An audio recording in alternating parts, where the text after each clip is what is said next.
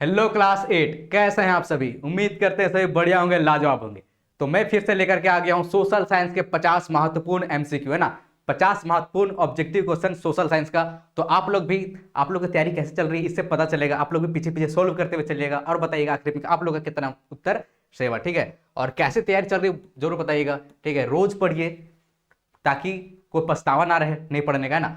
तो आप लोग को क्या करना है, रोज पढ़ना है, थोड़ा थोड़ा पढ़ना है और एग्जाम से पहले पहले अच्छे से तैयार हो जाना है। चलिए यहाँ पर देखिए, सबसे पहला क्वेश्चन क्या है कि कई बार पूछा गया सवाल है ना, भारत के पहले गवर्नर जनरल कौन थे। लॉर्ड कॉर्नवालिस थे, है ना, लॉर्ड डलहौजी थे, लॉर्ड माउंटबेटन थे या फिर वॉरेन हेस्टिंग्स थे। तो ऑप्शन नंबर डी ही बिल्कुल सही उत्तर होगा। वॉरेन हेस्टिंग्स क्या थे, सबसे पहले गवर्नर जनरल थे भारत के, ठीक है। आगे बढ़ते हम लोग क्वेश्चन नंबर 2 की तरफ। बताइए, लॉर्ड क्लाइव ने, ठीक है, लॉर्ड क्लाइव ने भारत का मानचित्र तैयार करने की जिम्मेदारी किसे सौंपी थी। जेम्स मिल को सौंपी, ठीक है, वॉरेन हेस्टिंग्स को सौंपी या फिर लॉर्ड कॉर्नवालिस को या फिर जेम्स रेनेल को। तो यहाँ पर भी ऑप्शन नंबर डी बिल्कुल सही उत्तर होगा, जेम्स रेनेल को। ऑप्शन नंबर डी यहाँ पर क्या होगा, क्वेश्चन नंबर 2 का बिल्कुल सही उत्तर होगा। आगे बढ़ते हम लोग क्वेश्चन नंबर 3 की तरफ। बताइए, राज्य हड़प नीति किसने शुरू की थी, ठीक है। राज्य हड़प नीति कौन सी नीति थी पता है। इसमें क्या होता था कि जिस राज्य का राजा का कोई वारिस, मतलब कोई लड़का वारिस ना हो, ठीक है, तो ये अंग्रेज लोग क्या करते थे, उसके राज्य को हड़प लेते थे, ठीक है। तो उसको हम लोग क्या बोलते हैं, राज्य हड़प नीति बोलते हैं। यानी कि तो ये किसने शुरू किया था, लॉर्ड कॉर्नवालिस ने, लॉर्ड डलहौजी ने या फिर लॉर्ड वेलेजली ने या फिर लॉर्ड माउंटबेटन ने। तो इसका ऑप्शन होगा option number B, Lord Dalhousie ने, ठीक है। तो ऑप्शन नंबर बी यहाँ पर क्या होगा, बिल्कुल सही उत्तर होगा। आगे बढ़ते हम लोग क्वेश्चन नंबर, इंग्लिश वाले बच्चे इंग्लिश वाला भी देखते चलिएगा ना। चलिए आगे बढ़ते हम लोग। बताइए, इतिहास को, ठीक है, इतिहास को सामान्यतः कितने काल खंडों में बांटा गया, कितने काल खंडों में, 5, 4। ये भी पूछा हुआ सवाल आप लोगों को पता होगा अगर आप लोग रेगुलर वीडियोस देखते होंगे, 2 या फिर 3। तो इसका ऑप्शन नंबर डी, है ना, 3 भागों में बांटा गया। कौन कौन सा है बोलेंगे, प्राचीन, ठीक है, मध्यकालीन और आधुनिक, ठीक है, प्राचीन, मध्यकालीन और आधुनिक, ये 3 भागों में बांटा गया। आगे बढ़ते हम लोग। बताइए, फोर्ट विलियम किला किस शहर में बनाया गया था। फोर्ट विलियम किला आखिर किस शहर में बनाया गया था, सूरत में, मद्रास में, कलकत्ता में या फिर कालीकट में। तो कहां बनाया गया था, तो कलकत्ता में बनाया गया था, ठीक है। ऑप्शन नंबर सी यहाँ पर क्या होगा, बिल्कुल सही उत्तर होगा। अब आगे बढ़े हम लोग क्वेश्चन नंबर 6 की तरफ। बताइए, टीपू सुल्तान कहाँ का शासक था। टीपू सुल्तान आखिर कहाँ का शासक था। क्या यह बंगाल का शासक था, क्या यह अवध का था, क्या यह मैसूर का था, क्या यह हैदराबाद का था। तो ये ऑप्शन नंबर सी बिल्कुल हो गई, करेक्ट होगा, ठीक है। यानी कि मैसूर का ये शासक था, है ना, इसको मैसूर का शेर भी बोला जाता है, ठीक है, टीपू सुल्तान। चलिए आगे बढ़ते हम लोग क्वेश्चन नंबर 7 की तरफ। बताइए, भारत में अंग्रेजों द्वारा, ठीक है, भारत में अंग्रेजों द्वारा किस फसल की खेती किसानों से जबरन कराई जाती थी, यानी जबरदस्ती, ठीक है। और कौन सा खेती था जबरदस्ती कराया जाता था, धान, नील, गन्ना या फिर गेहूं। तो यहाँ पे ऑप्शन नंबर बी बिल्कुल करेक्ट होगा, नील की खेती। और नील की खेती करने से क्या होता था ना, भूमि बंजर हो जाती थी, ठीक है। किसान करना नहीं चाहते थे लेकिन अंग्रेज लोग जबरदस्ती करवाते थे, ठीक है। इसको हम लोग इंग्लिश में क्या बोलते हैं, इंग्लिश में बोलते हैं इसको इंडिगो बोलते हैं, ठीक है, इंग्लिश में इंडिगो बोलते हैं, ठीक है। तो आगे बढ़ते हम लोग क्वेश्चन नंबर 8 की तरफ। बताइए, कोल विद्रोह कब हुआ था। कोल विद्रोह कब हुआ था, 1831 से 32, 1855, ठीक है, 1895 या फिर 1857। तो इसका होगा 1831 से 32। ऑप्शन नंबर ए बिल्कुल करेक्ट होगा, ठीक है। ये छोटा नागपुर के इलाके में ही हुआ था, ठीक है। क्या था, कोल विद्रोह। चलिए आगे बढ़ते हम लोग क्वेश्चन नंबर 9 की तरफ। बताइए, भारत में पहली सूती कपड़ा मिल कहाँ स्थापित हुई थी, ठीक है। सूती कपड़ा मिल सबसे पहले भारत में कहाँ स्थापित हुई, मद्रास में हुई, मुंबई में हुई, बंगाल में या फिर सूरत में। तो इसका ऑप्शन होगा बी, ठीक है, मुंबई में हुई थी। कब हुई थी, तो 1854 ईस्वी में, ठीक। तो 1854 को याद रखिएगा, 1854 को सबसे पहले भारत में क्या लगती है, कपड़ा सूती कपड़ा मिल लगती है मुंबई में, ठीक है। उसमें मुंबई को बंबई बोला जाता था। आगे बढ़ते हम लोग क्वेश्चन नंबर 10 की तरफ। बताइए, 1857 में, ठीक है, 1857 की क्रांति का नेतृत्व रांची में किसने किया था। रांची में किसने किया था, बिरसा मुंडा ने किया, विश्वनाथ सहदेव ने या फिर सिद्धू कान्हू ने या फिर नीलांबर पीताम्बर। तो ऑप्शन नंबर बी बिल्कुल सही होगा, विश्वनाथ सहदेव ने क्या किया था, 1857 की जो क्रांति थी, इसको सैनिक क्रांति के नाम से जानते हैं, उसका नेतृत्व रांची में विश्वनाथ सहदेव ने किया था। आगे बढ़ते हम लोग। बताइए, संथाल, मुंडा और उरांव, ठीक है, नाम तो सुना सुना लग रहा होगा आप लोग को।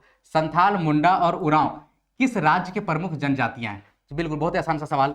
बताइए, उत्तर प्रदेश, बिहार, हिमाचल प्रदेश या फिर झारखंड। तो इसका ऑप्शन नंबर डी बिल्कुल करेक्ट उत्तर होगा, यानी कि झारखंड की ही जनजातियां हैं ये। कौन, संथाल, मुंडा और उरांव, ठीक। आगे बढ़ते हम लोग क्वेश्चन नंबर 12 की तरफ। बताइए, 1857 ईस्वी की विद्रोह, 1857 का जो विद्रोह है ना, ऐसे बहुत सारे क्वेश्चंस यहाँ पे देख रहे आप। हाल फिलहाल में आप लोगों ने जितने भी वीडियोस देखा होगा, तो आप लोगों ने देखा होगा हर हर पेपर में आप लोगों को ना ये देखने को मिलता है, इस 1857 के विद्रोह से क्वेश्चन आता है, तो इसको आप लोग क्लियर करके जाइए, ठीक है। 1857 के ईस्वी के विद्रोह का तत्कालिक कारण क्या था, कि क्या कारण से लोगों ने, जो सैनिकों ने, उन लोगों ने विद्रोह शुरू कर दिया था अंग्रेजों के खिलाफ? क्या दाढ़ी रखने की मनाही की वजह से, छुट्टी नहीं मिलने की वजह से, युद्ध वास्ते विदेश जाना, या फिर चर्बी वाले कारतूस का अफवाह, ठीक है। यानी कि एक अफवाह फैल गया था सैनिकों के बीच में कि जो कारतूस है, पहले के हथियारों में ना कारतूस लगा जिसको दांत से खींचना पड़ता था, ये आरोप, मतलब क्या, एक अफवाह फैल गया था कि ये जो कारतूस है ना, इस पे सुअर और गाय के चर्बी मिलाया जा रहा है, ठीक है। तो इसकी वजह से सैनिकों ने क्या किया, विद्रोह शुरू कर दिया था। चलिए आगे बढ़ते हम लोग क्वेश्चन नंबर 13 की तरफ। बताइए किस दस्तावेज, ठीक है, किस दस्तावेज को भारतीय शिक्षा का मैग्ना कार्टा कहा जाता है? किसको?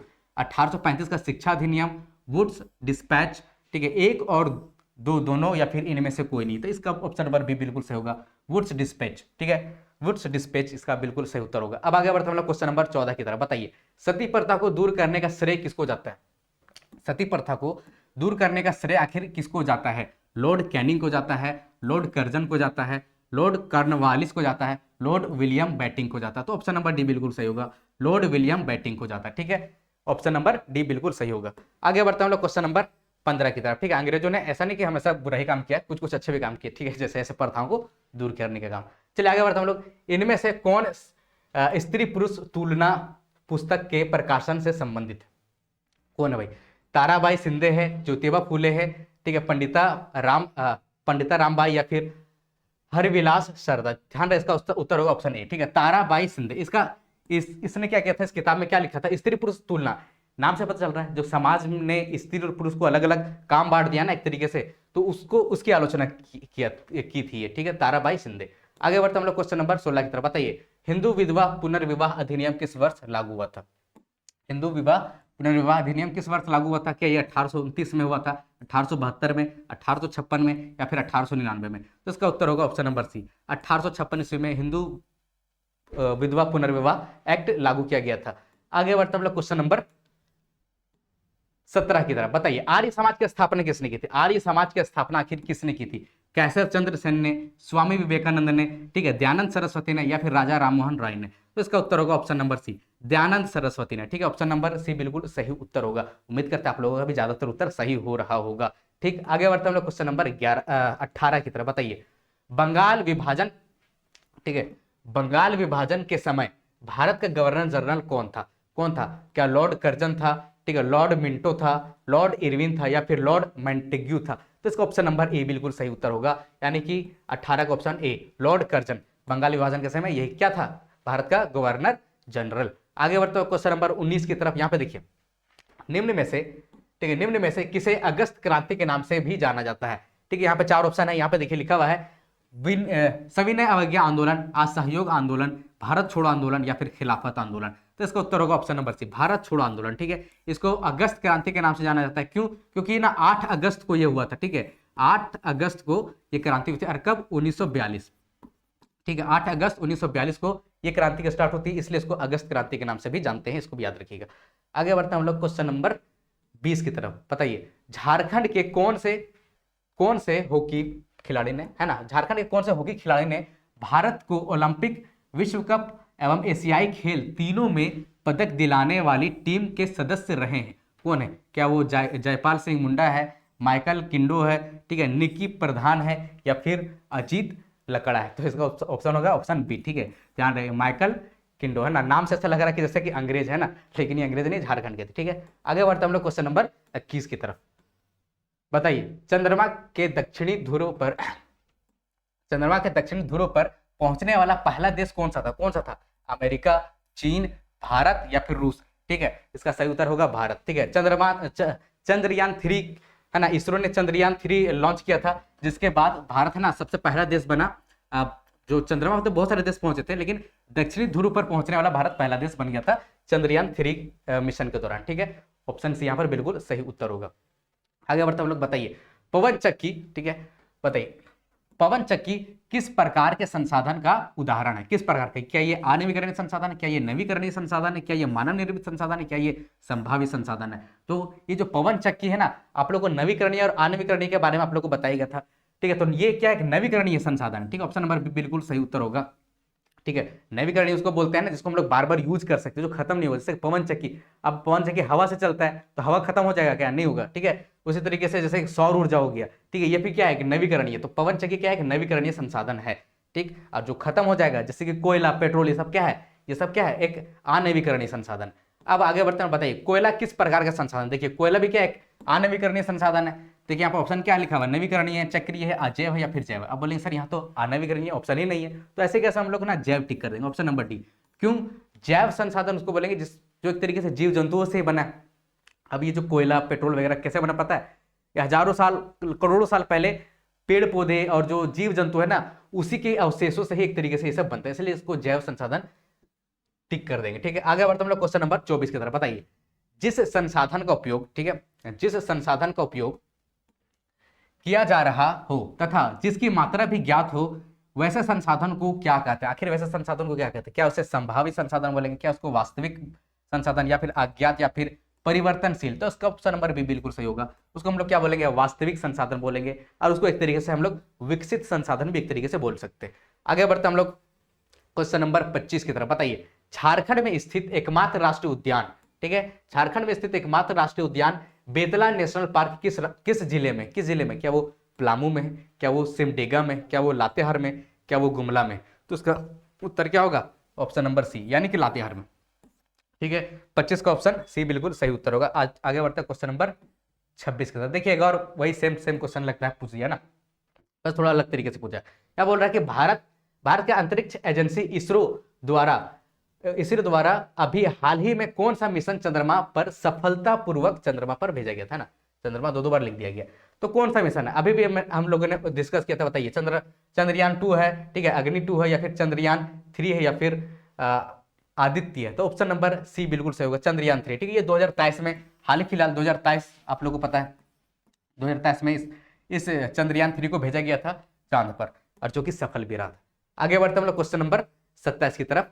बताइए पृथ्वी पर उपलब्ध, ठीक है, बताइए पृथ्वी पर उपलब्ध कुल जल का कितना प्रतिशत पीने योग्य है। ठीक है, आप पृथ्वी को नील ग्रह बोलते हैं, ठीक है, जल ग्रह बोलते हैं, बहुत ज्यादा पानी है, लेकिन पीने लायक कितना है, क्या वो 30% है, 15% है, या फिर 2.7% है, या फिर इनमें से कोई नहीं। तो देखिए इसका ऑप्शन नंबर सी। अब देखिए इतना पानी होने के बावजूद 71% बोला जाता है पानी ही पानी है, और उसमें से मात्र 2.7% है ना पीने लायक पानी है, यानी कि पानी कितने कम है यार। इसमें से भी क्या किया हम लोगों ने, बहुत सारा प्रदूषण करके रखा, पीने लायक बचा भी नहीं है ना। चलिए आगे बढ़ते हैं हम लोग क्वेश्चन नंबर 28 की तरफ। बताइए प्रधानमंत्री कौशल विकास योजना, ठीक है, प्रधानमंत्री कौशल विकास योजना किससे संबंधित है, किससे संबंधित, क्या बच्चों की पढ़ाई से संबंधित है, सैनिकों से संबंधित है, युवाओं के कौशल विकास से, या फिर उपयुक्त सभी। तो बोलेंगे युवाओं के कौशल विकास, ऑप्शन नंबर सी। ठीक है, कौशल विकास यानी कि स्किल वगैरह सीखा जाता है ना, ठीक है, स्किल डेवलपमेंट ऑफ यूथ, जो स्किल वगैरह सिखाया जाता है किसको, यूथ को, युवाओं को सिखाया जाता है प्रधानमंत्री कौशल विकास योजना के तहत। चलिए आगे बढ़ते हैं हम लोग क्वेश्चन नंबर 29 की तरफ। बताइए इनमें से कौन सी फसल को सफेद सोना कहा जाता है, किससे कहा जाएगा, क्या जूट को, पटसन को, जूट और पटसन तो एक ही बात है, ठीक है, कपास को या फिर चावल को। तो बोलेंगे यहाँ पे कपास। ठीक है, ऑप्शन नंबर सी बिल्कुल सही उत्तर होगा, कपास को क्या बोलेंगे, एक तरीके से सफेद सोना बोलेंगे। ठीक, आगे बढ़ते हम लोग क्वेश्चन नंबर 30 की तरफ। क्या आप लोगों का सभी उत्तर सही हो रहा है कि नहीं हो रहा है, ठीक है, कितना क्वेश्चन का उत्तर सही हो रहा है जरूर बताइएगा। बताइए एपी कल्चर किस चीज से संबंधित है, ठीक है, एपी कल्चर किस चीज से संबंधित, क्या वो अंगूर उत्पादन से है, क्या वो रेशम उत्पादन से, क्या वो मधुमक्खी पालन, या फिर फूलों की खेती। तो एपी कल्चर है ना मधुमक्खी पालन को बोलते हैं, ऑप्शन नंबर सी बिल्कुल सही होगा, यानी कि एपी कल्चर यानी मधुमक्खी पालन को ही बोलेंगे एपी कल्चर।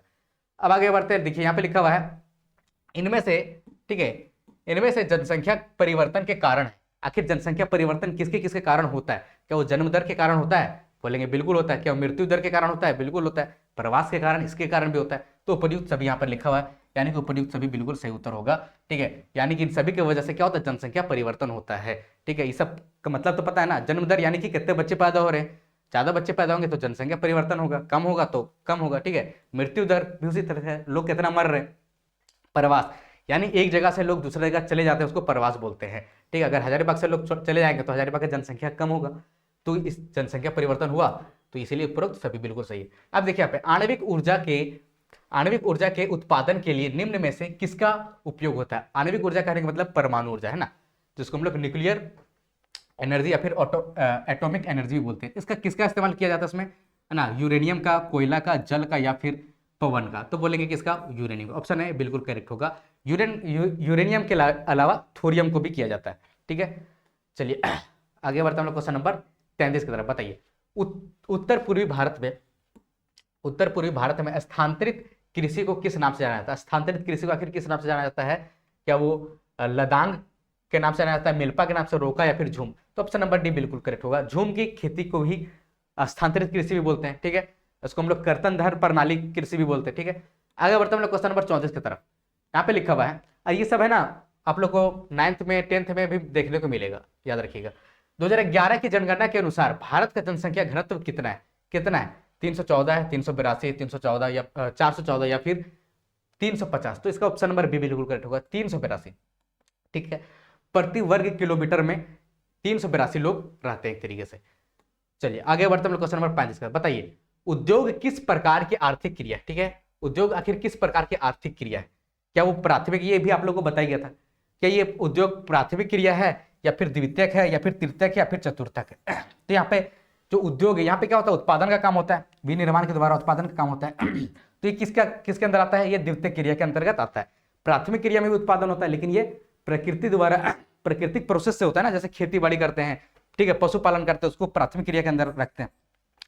तृतीयक क्षेत्र में किसी भी वस्तु का उत्पादन नहीं होता है, जैसे कि अभी मैं पढ़ा रहा हूँ, किसी वस्तु का उत्पादन नहीं कर रहा हूँ, ये क्या एक सेवा है, यहाँ पे सेवा का उत्पादन होता है, जैसे वकील, डॉक्टर, ये सब भी क्या आ जाएगा?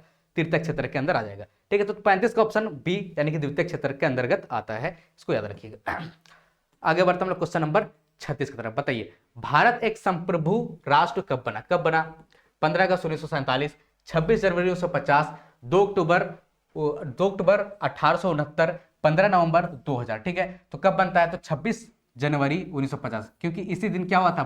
भारत में भारत का कानून लागू हुआ था। ठीक है, गणतंत्र दिवस आप लोग मनाते हैं कि नहीं मनाते हैं? जल्दी से बताइए। आगे बढ़ते हैं क्वेश्चन नंबर 37 की तरफ। बताइए संविधान द्वारा, ठीक है, संविधान द्वारा प्रदत्त मौलिक अधिकारों की संख्या कितनी? ये कितना बार पूछा जा गया सवाल? कितनी है? 7 है, 6 है, 8 है या फिर 5 है? इसका उत्तर तो मैं नहीं बताऊंगा, इसका उत्तर आप ही लोग को देना, क्योंकि क्वेश्चन बार बार पूछा जा रहा है ना। फटाफट से बताइए कितने मौलिक अधिकार हमें मिलते हैं। आगे बढ़ते हैं हम लोग क्वेश्चन नंबर 38 की तरफ।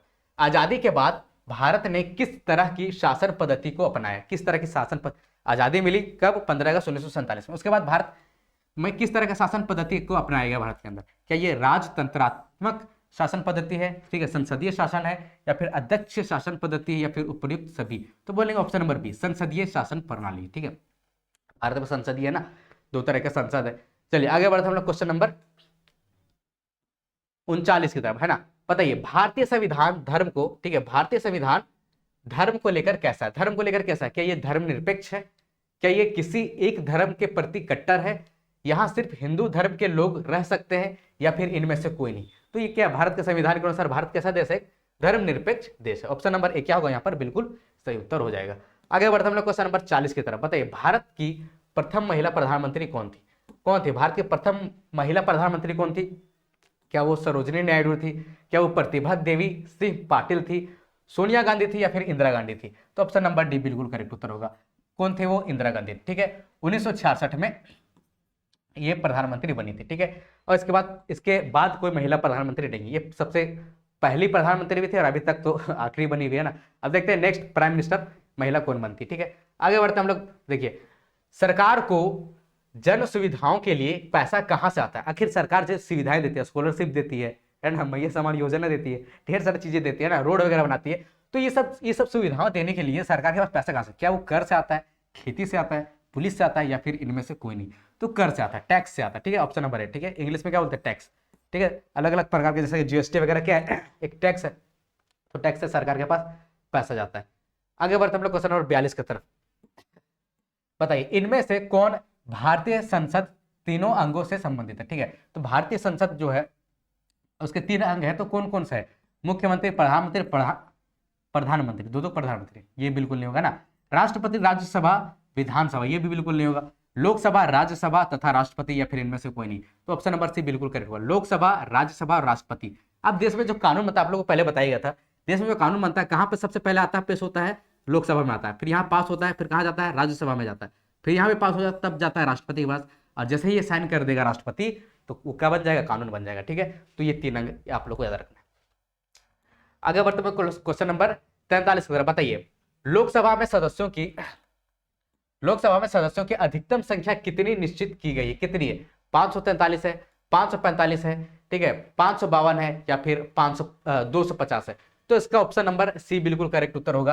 यहाँ पे देखिए 552 तो है अधिकतम संख्या, ठीक है, अधिकतम ये पूछ रहा है तो अधिकतम 552 है, लेकिन वर्तमान समय में 543 है। ठीक है, लेकिन यहाँ अधिकतम पूछेगा तो ये बताना होगा। ठीक है, 552 ऑप्शन नंबर सी यहाँ पर क्या होगा, बिल्कुल सही उत्तर होगा।